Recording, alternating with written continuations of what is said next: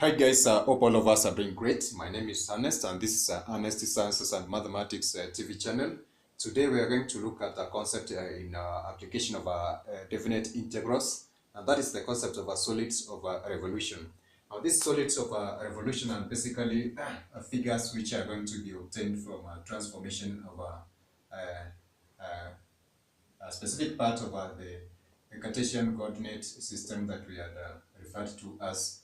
the rectangular Cartesian coordinate system, whereby we're going to see that an aspect of a plane is rotated through 360 degrees, and then we're going to obtain what we call a volume, a solid of revolution. So in this specific aspect, when we talk about the concept of a revolution, this is going to be a transformation that is going to, an angular transformation that is going to be achieved through a rotation of 360 degrees from the normal rotation or revolution that we encounter, like spin or perhaps a revolution of the Earth around the Sun. So that's going to give us a rough essence of what basically this concept of a revolution entails. So I'm going to have this specific set of points on the Cartesian coordinate system, whereby we're going to have A and another point B, which are bound by this specific curve that we can give in terms of y is equals fx given as such. So if you try to consider this specific curve or a region in this specific plane, and give this particular region or a section of this particular region in terms of a region that is bound by this curve, and the difference between this specific two parts of this region we give is this division for dx. We can be able to see that if this region is rotated along the x-axis or revolved along the x-axis in that specific order that I've said for 360 degrees, we are going to obtain a solid that is going to be generated through that specific rotation, and this is going to be achieved in terms of a volume which we have said that is going to be described by this specific rotation along this x-axis that is going to define as this specific volume in terms of a disk. So therefore we can consider the volume to be a typical disk of a specific radius, whereby we're going to see this radius being given from this specific point approximately to that one, and we're going to define it as a function of y, which is fx, as we have said. And therefore we can be able to find a relationship that is going to exist between this aspect of this particular disk. Now I'm going to consider this one to be a regular disk that's going to have this particular shape, whereby, as we have said, this radius r is going to be given as dx, given as such, and then we're going to have or rather it's going to be given as f of x from this specific point or axis of rotation to the end. It's going to be given as f of x, as I've given as such, and then the difference between this specific part and this one, which is going to form a thickness, is going to be given as dx, given as such.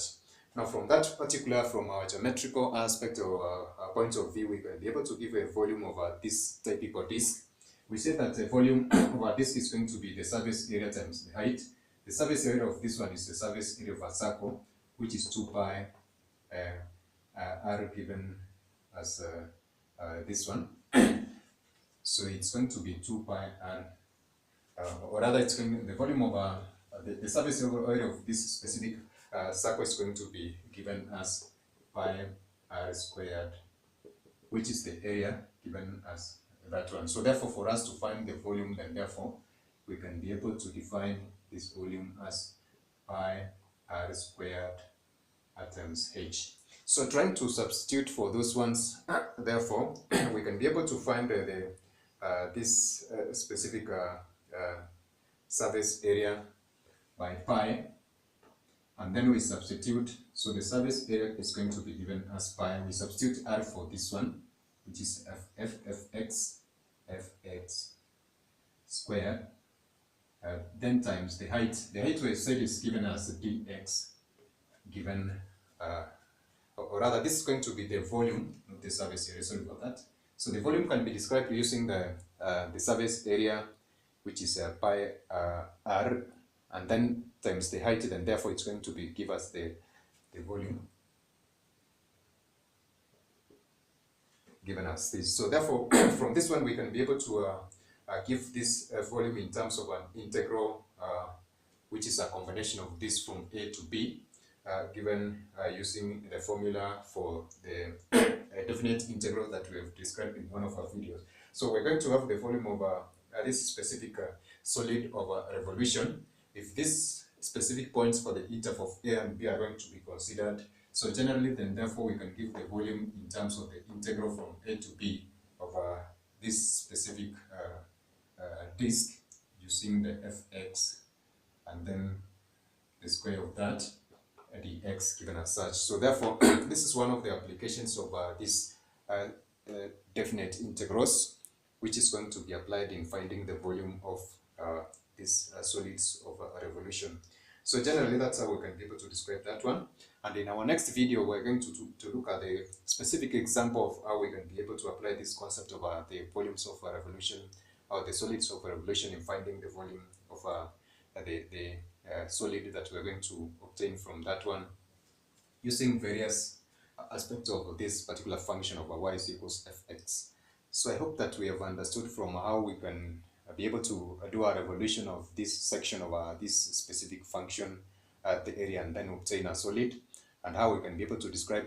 that solid in terms of a disk, which is going to be generated from this specific revolution of 360 degrees, and therefore that's going to constitute this specific disk. So suppose we have a range of revolution which are occurring in different divisions, then therefore from that particular aspect we can be able to obtain a solid of revolution which is obtained